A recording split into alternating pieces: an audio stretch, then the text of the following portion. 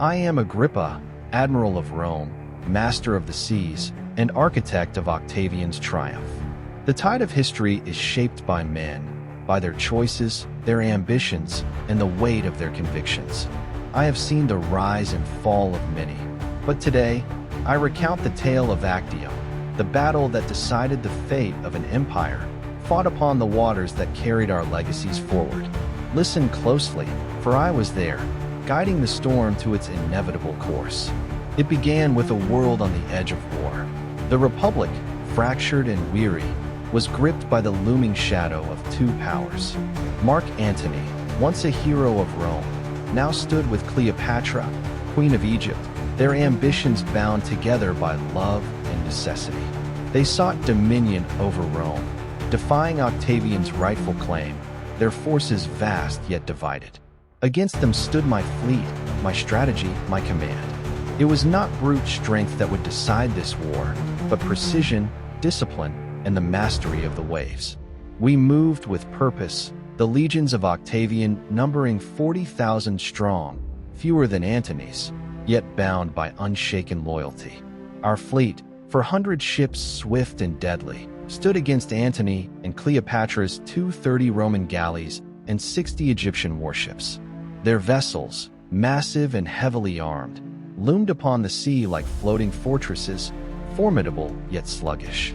Our ships, lighter and maneuverable, would be the wind that shattered their storm. The Gulf of Actium became the stage of destiny, a battleground shaped by both land and sea.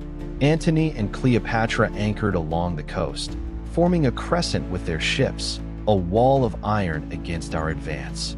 Yet I saw weakness in their formation, discord among their ranks, hesitation where there should have been resolve.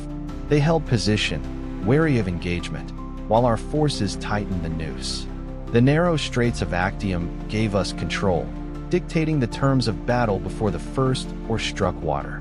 The night before the battle, the sea was calm, but I knew the storm lay ahead.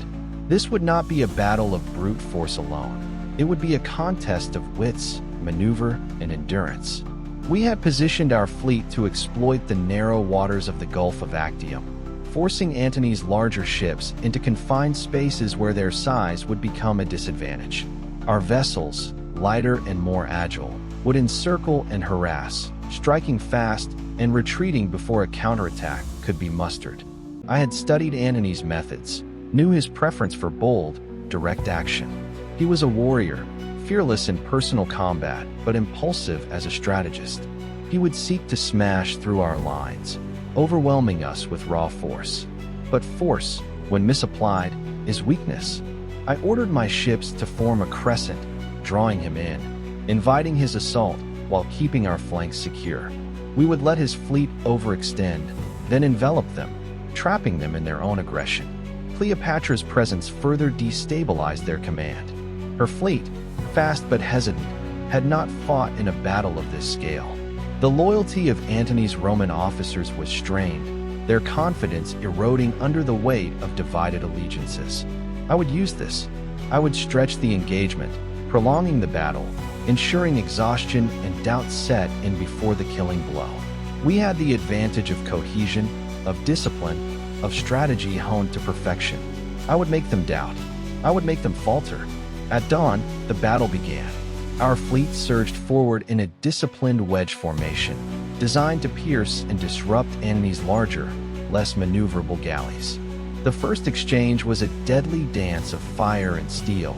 His ships advanced in a heavy line, their reinforced prows aimed at ramming through our ranks. But we had prepared for this. As they lunged, we veered, using the agility of our vessels to slip between their towering warships, striking at their oars and rudders to cripple mobility. Our archers and ballistae unleashed a relentless assault, setting Antony's decks ablaze before his men could board. The clash of steel upon wood echoed across the sea as grappling hooks ensnared ships, pulling enemy galleys into brutal, close-quarters combat. The water between us became a battlefield of burning wreckage and drifting corpses.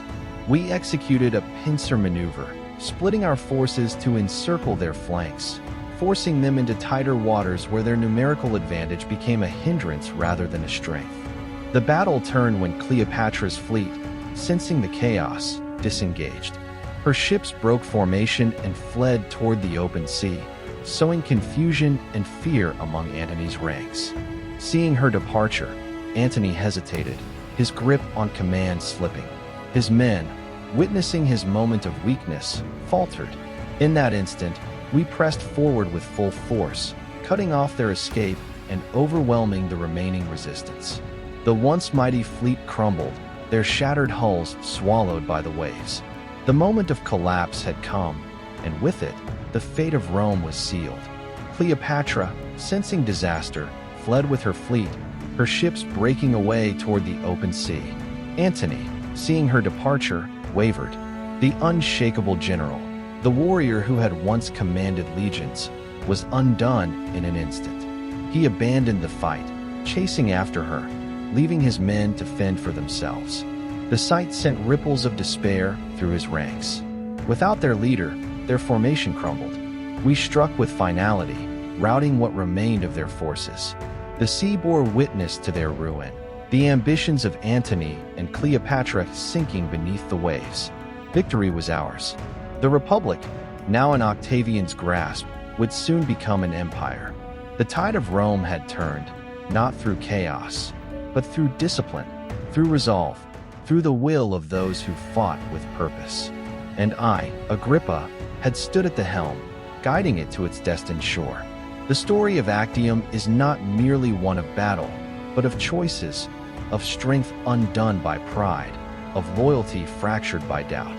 The sea remembers, as do I, and Rome, eternal and unyielding, would never forget.